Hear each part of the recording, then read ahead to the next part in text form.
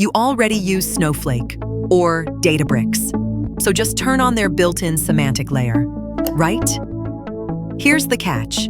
Each platform locks meaning inside its own walls. Define revenue in one warehouse, and you redefine it everywhere else. And the numbers don't fit. The average enterprise runs about 900 apps.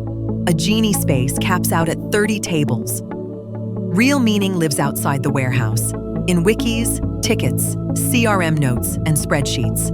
None of those are tables. The fix is a horizontal semantic layer, one governed graph above every system. Warehouses store the data. The graph holds the meaning. That's Colrows. It crawls every estate, keeps itself current, and serves every AI surface. Snowflake stays Snowflake. Databricks stays Databricks. Store in your warehouse. Define above it. Colrows.